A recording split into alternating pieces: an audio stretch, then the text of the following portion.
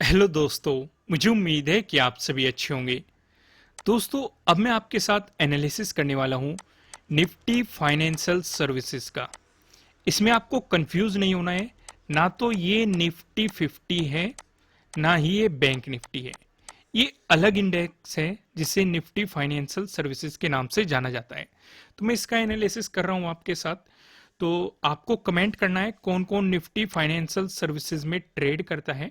ये भी एक ही तरह का आपको इंडेक्स दिखाई देता है, जैसे कि निफ्टी 50 है या बैंक निफ्टी है, उसी तरह का ये भी है।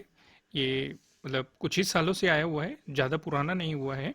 जैसे कि बैंक निफ्टी में फाइनेंशियल होता है, ठीक वैसे ही निफ्टी फाइनेंशियल सर्विसेज में भी ये फाइनेंशियल की तरह ही है।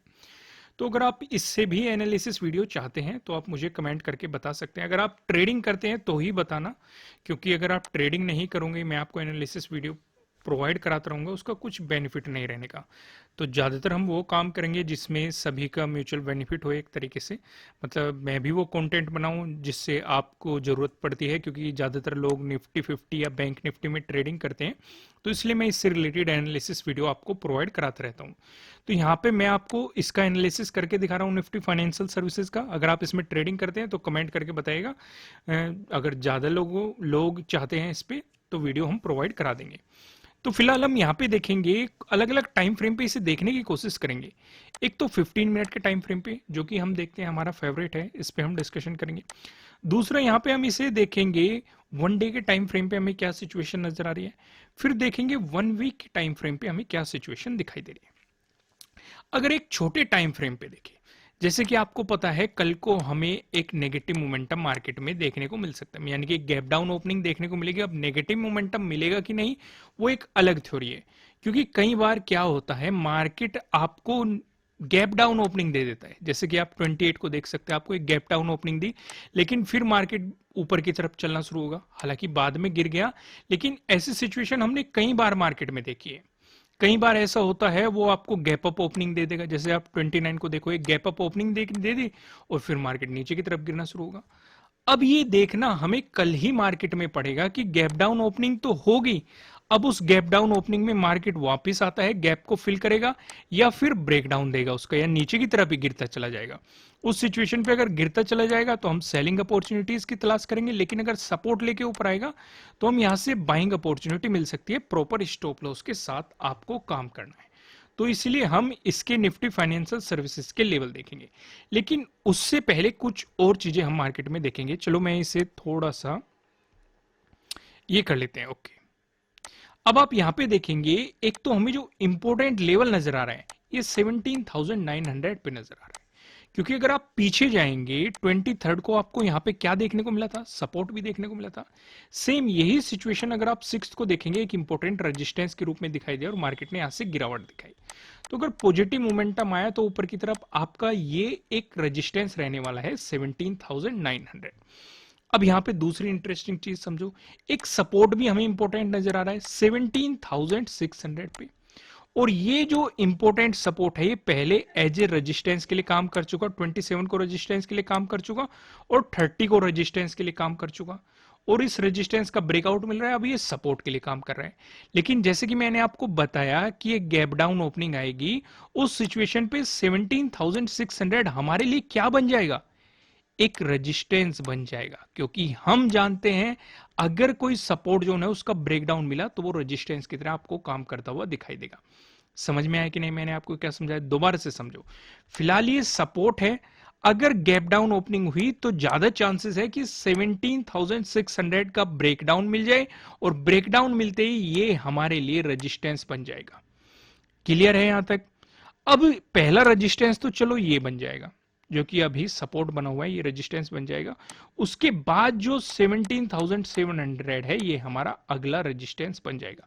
क्योंकि 17,900 काफी दूर हमें नजर आ रहा है, क्योंकि ऐसे कम ही चांसेस है कि एक गैप डाउन ओपनिंग हो और मार्केट इतना पॉजिटिव मोमेंटम दिखा दे आपको कि 17,900 को अचीव कर ले। अब मैं फिर से एक बात फिर यहां पे रिपीट कर देता हूं, 17,000 को समझ के इसे निफ्टी 50 से रिलेट मत कर देना। ये निफ्टी 50 नहीं है, ये निफ्टी फाइनेंशियल सर्विसेज है। आप यहां पे देख सकते हैं निफ्टी फिन सर्विसेज, यहां पे आपको दिखाई दे रहा है। तो ये अलग इंडेक्स है, तो इसलिए आपको इसमें कंफ्यूज नहीं होना है। तो यहां तक हमने रेजिस्टेंस के बारे में तो जान लिया, अब सपोर्ट लेवल्स के बारे में भी जान लेते हैं, क्योंकि एक सपोर्ट तो हमें कहां पे दिखाई दे रहा है 17,600, जो कि मैंने अभी आपको बताया। लेकिन अगर गैप डाउन ओपनिंग हुई, इसका तो ब्रेक डाउन मिल जाएगा, ये तो हमारे लिए रेजिस्टेंस बन जाएगा।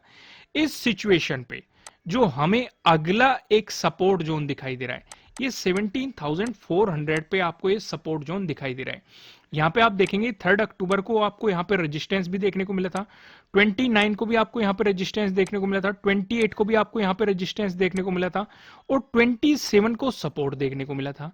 लेकिन हम जानते हैं सपोर्ट जोन है, ब्रेकडाउन मिला, रेजिस्टेंस बन गया, फिर ब्रेकआउट मिला, फिर सपोर्ट बन गया। तो वही सिचुएशन हमें यहां पे नजर आ रही है कि पहले सपोर्ट था, ब्रेकडाउन मिला, रेजिस्टेंस बन गया, फिर ब्रेकआउट मिला, फिर सपोर्ट बन गया, फिर ब्रेकडाउन मिला, रेजिस्टेंस बन गया, फिर ब्रेकआउट मिल रहा है। तो ये हमारे लिए एक सपोर्ट के रूप में काम करता हुआ दिखाई देगा 17,400। लेकिन जो सिचुएशन हमें मार्केट में दिखाई दे रही है, मैं इसे फिर से ड्रॉ कर देता हूं, अगर और भी ज्यादा नेगेटिव मोमेंटम दिखाया, उस सिचुएशन पे जो हमारा अगला इंपॉर्टेंट सपोर्ट लेवल दिखाई दे रहा है 17,200 पे आपको एक इंपॉर्टेंट सपोर्ट लेवल दिखाई दे रहा है। 3 अक्टूबर को भी मार्केट इसी जोन में रहा था, सपोर्ट लिया गया था।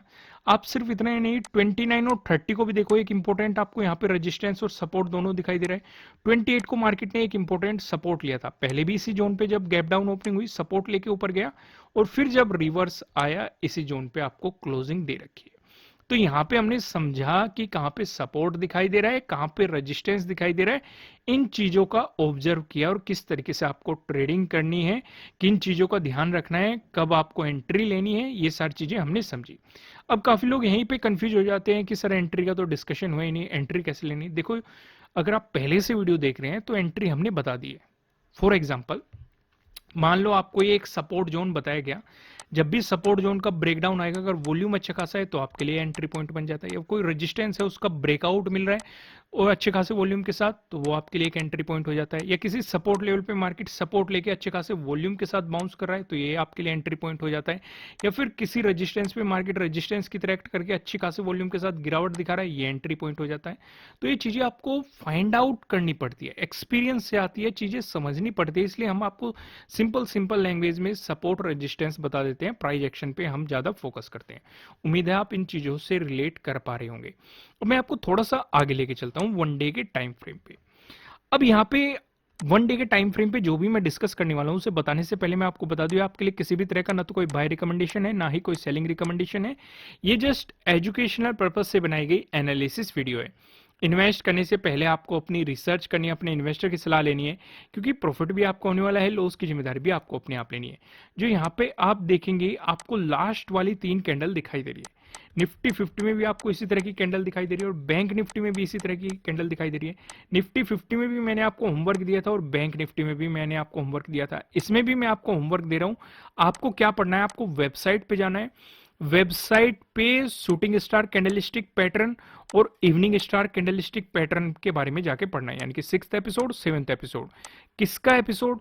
आपको सीधा जाना है कैटेगरीज में, और जैसे ही आप कैंडलस्टिक पैटर्न्स पे क्लिक करेंगे तो आप सीधे पहुंच जाइए 6th एपिसोड और 7th एपिसोड। यहाँ पे प्रॉपर मैंने वीडियो प्रोवाइड की है, एंट्री पता लगेगा, आपको स्टॉप लॉस कहाँ लगाना है वो भी पता लगेगा, और टारगेट क्या होना चाहिए वो भी पता लगेगा। वेबसाइट का लिंक नीचे डिस्क्रिप्शन में, पहले वीडियो देख लो, बाद में आप चले जाना, मैं आपको लास्ट में भी याद दिला दूंगा।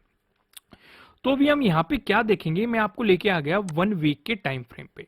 अब 1 वीक के टाइम फ्रेम पे लेके आने का आपको सिर्फ एक ही कारण था, वो मैं आपको क्या समझाऊंगा। अगर आप ध्यान से इस वाले जोन को देखेंगे, ये वाला जो जोन आपको दिखाई दे रहा है, ये 19,000 वाला जोन है। मार्केट इसकी बहुत ज्यादा रिस्पेक्ट कर रहा है। हालांकि अक्टूबर में हमें इसका ब्रेकआउट भी दिया था मार्केट ने, लेकिन प्राइस सस्टेन नहीं कर पाया, फिर से मार्केट इसके नीचे ही आ गया, और एक हाई जोन में भी मार्केट चला गया, 20,000 के अराउंड मार्केट चला गया था। ये निफ्टी फाइनेंशियल सर्विसेज की हम बात करेंगे तो ये 20,000 के अराउंड चला गया था। लेकिन इंपॉर्टेंट लेवल अभी भी 19,000 बना हुआ है, क्योंकि ये पहले भी रेजिस्टेंस की तरह एक्ट कर चुका, ब्रेकआउट मिलने के बाद सपोर्ट की तरह एक्ट किया, फिर ब्रेकडाउन मिला, फिर से आप देखेंगे कितनी बार रेजिस्टेंस की तरह एक्ट किया, और अभी भी रिसेंटली मार्केट इसी लेवल को टच करके आपको गिरावट दिखाई है। तो यानी कि जब आपको एक मार्केट में मजबूत सपोर्ट दिखाई देगा, जो कि 17,000 पे हमें दिखाई दे रहा है, अगर आप इसे पीछे से ऑब्जर्व करोगे, काफी इंपॉर्टेंट लेवल आपको दिखाई दे रहा है। तो इसलिए एक तरीके से आप ये भी कह सकते हैं कि 17,000 आपके लिए एक डिसाइडिंग लेवल हो सकता है निफ्टी फाइनेंशियल सर्विसेज का। रीजन, अगर मार्केट इसका ब्रेकडाउन देके नीचे चला जाता है तो आपको निफ्टी फाइनेंशियल सर्विसेज में और भी ज्यादा नेगेटिव मोमेंटम मार्केट में देखने को मिल सकता है। लेकिन जैसे कि आप देखेंगे बार बार मार्केट सपोर्ट लेके ऊपर आ रहा है, अगर वो चांसेस मिले तो आप समझ सकते हैं कि अब इसके दिन अच्छे आ चुके हैं, तो एक पॉजिटिव मोमेंटम की हम उम्मीद कर सकते हैं और इसमें आप 19,000 तक इसे लेके चल सकते हैं। पॉसिबिलिटी है। अब देखो मार्केट में 100% तो कुछ भी नहीं होता, ये सिर्फ एक तरह का ऑब्जर्वेशन ही होता है मार्केट के पिछले मोमेंटम को देख के कि पिछले मार्केट ने किस तरीके से मोमेंटम दिया है और फिलहाल मार्केट किस तरीके से मोमेंटम दे रहा है। इन सारी चीजों को देखते हुए इन चीजों को ऑब्जर्व किया जाता है।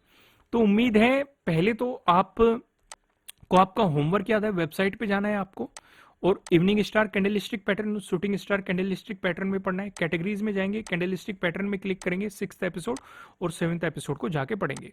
फिलहाल एक काम और करना है आपको मुझे कमेंट करके बताना है कि निफ्टी फाइनेंशियल सर्विसेज में कितने लोग ट्रेडिंग कर रहे हैं, क्या इसकी एनालिसिस वीडियो प्रोवाइड की जानी चाहिए कि नहीं की जानी चाहिए, वो आप कमेंट करके बता सकते हैं।